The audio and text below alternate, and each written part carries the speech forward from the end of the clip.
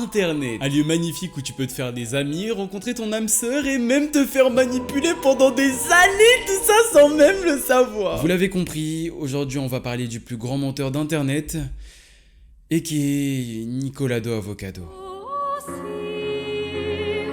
Bon, pour ceux qui n'ont rien capté, lui c'est Nivodoka, Nicoladal, Nidalak... Oh, je vais péter mon crâne, gros. En gros, c'est ce mec, et il a lancé sa chaîne il y a genre, 8 ans, putain. Ça veut dire que Rari, pendant que lui il s'enfilait des bas de 20 kilos de viande, des bas de 20 kilos de chips, nous on était encore en cours de téléchargement.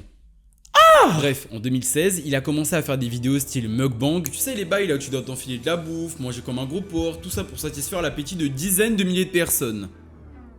Attends mais... On dirait grave du porno. J'abuse hein, c'est super connu et en vrai de vrai, il y a rien de bizarre. Sauf Alan qui vomit ses tacos dans des poubelles. Toi t'inquiète pas, on va pas t'oublier. Faut savoir qu'avant de faire des vidéos de dégustation où il mange à peu près tout et n'importe quoi, le frérot il avait un régime de baiser. Il pouvait pas manger de viande, pas manger de poisson, pas manger d'œufs, même boire du lait il pouvait pas frère. Harry t'as un libre arbitre, t'es un humain correctement formé et tu t'empêches d'aller taper un bon béca après ta journée bien 7h, 18h. Et vous allez bien dans votre vie?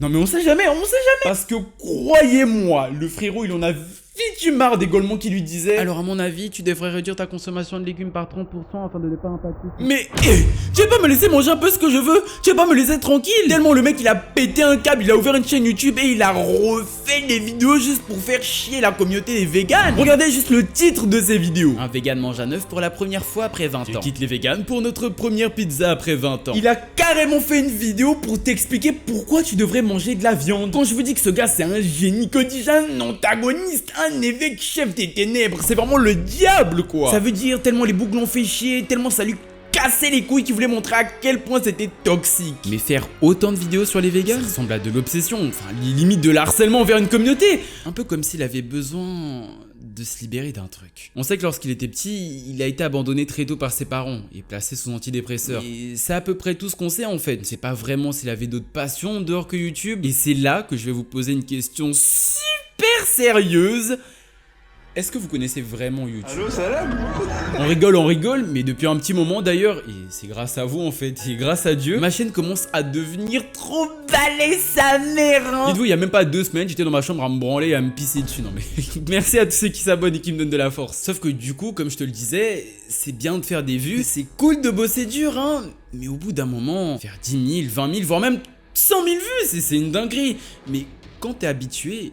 c'est plus le même délire. Pareil quand je sais pas moi, tu fumes trop, c'est plus le même délire que quand t'as fumé pour la première fois ta première cigarette. Bah là, c'est la même chose pour Nico. Il fait des vidéos, tout le monde kiffe. Mais ça, c'est jusqu'à ce qu'un mec comme Nico sorte une nouvelle vidéo de meilleure qualité avec plus de bouffe, plus hardcore. Bref, tout est mieux chez lui que chez Nico. Et bah justement, c'est ça le problème. Tout le monde est habitué à voir des dingueries, donc si vous voyez pas des dingueries chez Nico, bah il se casse, c'est logique. Donc le gars il s'est dit, bah tu sais quoi, moi aussi je vais faire plus, moi aussi je vais faire comme les autres. Vous voyez quand vos darons vous disent de pas faire les trains bizarres d'internet. Oh je vais appeler maman à 3h du matin, Bélec toi-même tu sais pas, tu vas invoquer un esprit dans ta chambre. Oh mais moi je crois pas en ça, mais tu crois que l'esprit que tu vas invoquer lui aussi va devenir athée?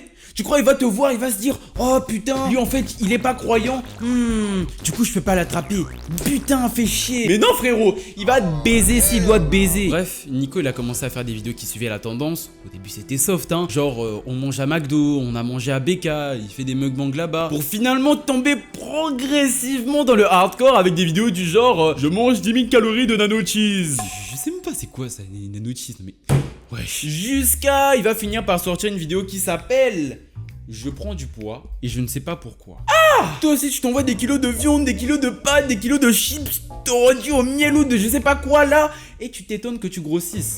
Et après on va me traiter de grossophobe. Non mais je vais me foutre en l'air frère. Quand j'ai vu ça pour la première fois, mais croyez-moi j'ai prié pour que ce soit du troll. Imaginez les parents du frérot, imaginez comment ils ont dû se sentir trop mal frère. Et toi en tant qu'abonné, tu te dis putain le frérot il est pas bien, je vais écrire un petit commentaire, je vais essayer d'aller le voir hier. Non, le frérot te regarde comme un déchet avant de sortir une vidéo pour fêter son obésité morbide. So we're having a celebration because I might finally hit a special milestone of my career, which is, you want to tell them the number?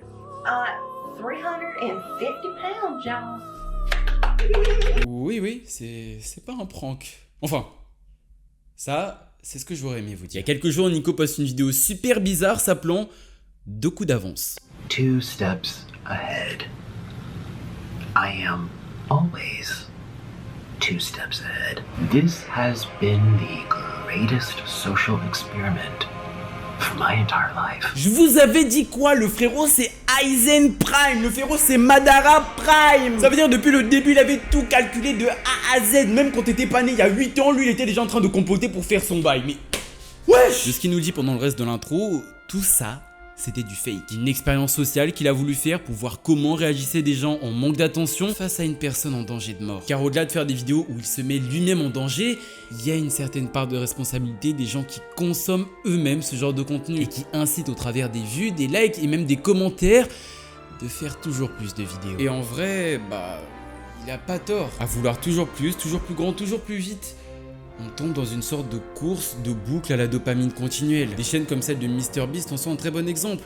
À chaque fois, la vidéo est spectaculaire, incroyable, et on reste et on vient pour ça. Tout le reste de la vidéo, il nous parle de sa chaîne YouTube, de son passé, un peu comme si tout ça, c'était juste un mauvais rêve. Abonne-toi gros, wesh, s'il te plaît.